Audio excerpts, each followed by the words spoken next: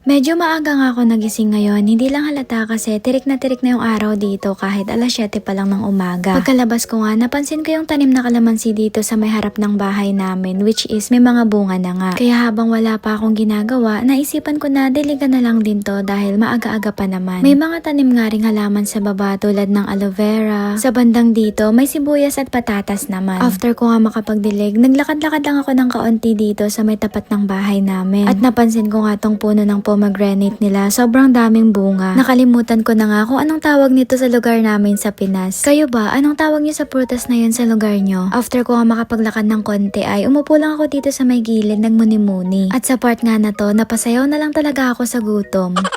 Bigla nga akong nagutom sa mga oras na yan kasi naalala ko bigla yung napanood ko kagabi na lumpianada. Kaya ayun, pinag-iisipan ko tuloy kung gagawin ko yun ngayon. Pero bigla ko nga ring naalala na meron pala akong nakuhang beef sa free pantry kahapon. Kaya sakto, nag-jacket na ako at sinimulan ko nang asikasuhin yung mga dapat kong dalhin. Dinefrost ko na nga rin yung beef na yon at nagsalang na lang din muna ako ng labahan bago ako umalis. Magdadala lang din ako ng trolley para just in case na medyo maparami yung mabibili ko. So ngayon, samahan niyo ako pumunta sa isa sa pinakamalapit na mall dito. Samahan niyo akong mamili at mag-grocery ng mga kakailanganin ko para sa gagawin kong lumpianada. Sa part nga na to love, tumatawid ako papunta dito sa may bus stop. Ganito nga yung bus stop dito sa suburb namin. Simple lang, yung iba may mga waiting shed, yung iba naman wala. Napaaga ako nang dating dito sa may bus stop dahil nung iniskan ko nga yung code, 12 minutes pa nga bago dumating yung bus. Sa sobrang excited ko ang lumabas kanina, hindi ko na na-check pa sa bahay kung gaano pa katagal yung aantayin ko sa bus. Kaya pagkarating ko dito, tsaka ako palang na-scan. Anyway, saglit ko lang din naman naantay yung 12 minutes. At sa part na to, nakasakay na nga tayo ng bus. Mag-aalas 10 na nga nung nakasakay ako ng bus at dapat before mag-12 nakauwi na ako. Dahil aba syempre, hindi pa kaya ako nag-aalmusal.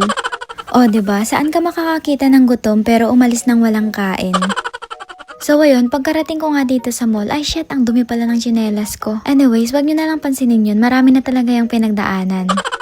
So, mabalik tayo sa sinasabi ko. Pagkarating ko nga ng mall, pumunta ako kaagad dito sa may Woolies. Dahil dito tayo mamimili ng water, oil, at carrots. Pagkakuha ko nga ng mga to, iniskan ko na rin at nagbayad na rin ako kaagad. After ko dito, balak ko nga pumunta sa Asian store. Doon kasi mas mura yung cabbage, kaya doon na ako bibili. So, eto nga yung Asian store na sinasabi ko sa inyo. O, diba? 3.99 lang pero ganito nakalaki yung cabbage. Halos kasing laki na nga rin ng ulo ko at titimbang siguro to ng 3 kilos. Bibili na nga rin pala ako dito ng medyo reject na talong kasi yun yung mas mura. At nakita nyo ba yun, yung bunga ng malunggay, sobrang mahal pala dito. Halos $30 na per kilo. Ang nakalagay kasi dun, diba? 27.99 per kilo. Nung kinumpute ko nga to sa peso, nang laki yung mata ko dahil 1,200 per kilo. Grabe, ang mahal pala. Pero ako, hindi ako bibili ng ganun kamahal, no? Manghihingi na lang ako. Total kumakapal naman yung mukha ko kapag gutom.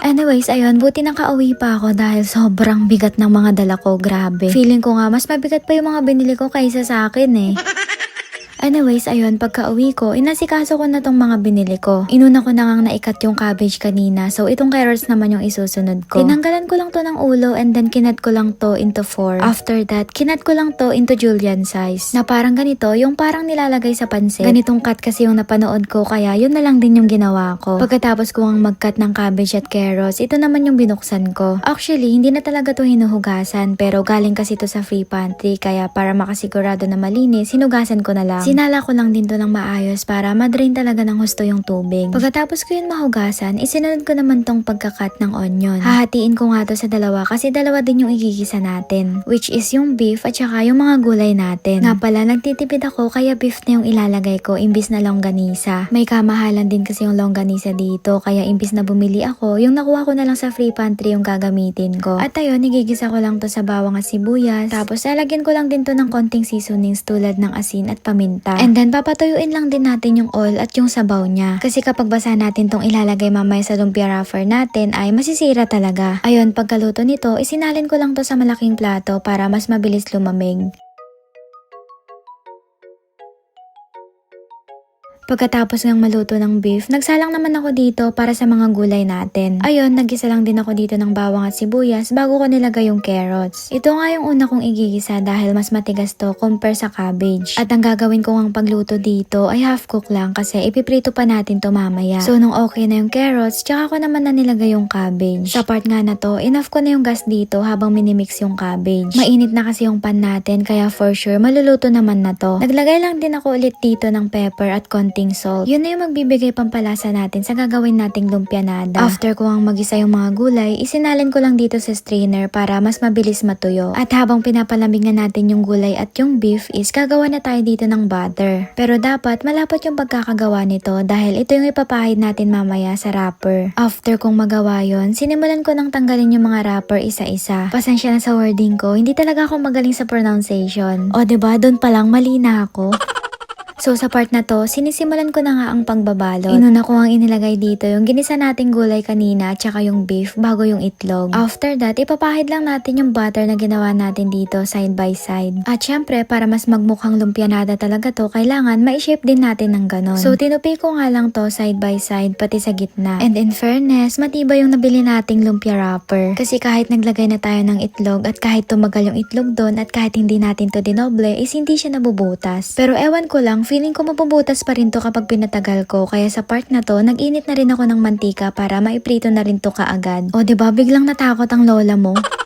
So, diba, yung una kong ginawang lumpianada ay may mga itlog, pero yung kasunod nito is hindi ko nalalagyan ng itlog. Yung ilan kasing kasama ko dito sa bahay ay may allergy sa itlog. Kaya para makashare tayo dito at makakain sila, hindi natin lalagyan ng itlog yung mga iba. So, bali, ang total lang ng nilagyan kong itlog ay 2 lang talaga, which is para lang sa akin. Pero sa kanila, gulay na lang at dadagdagan ko na lang to ng beef. Nga pala, yung nabili kong pangbalot dito ay 20 pieces lang. At saktong-sakto lang talaga siya sa ginawa nating mga gulay at beef. Although may isa pa namang natirang pangbalot, sinadya ko talaga yon para makagawa pa ako ng isang pirasong cheese stick. May nag-request din kasi nagawa din daw ako ng cheese stick kaya ayun, pinagbigyan ko na. Pero sa susunod, gagawa na lang ako ng cheese stick na maramihan para ma-share ko din sa iba. Anapay na, di mangantayon naimas.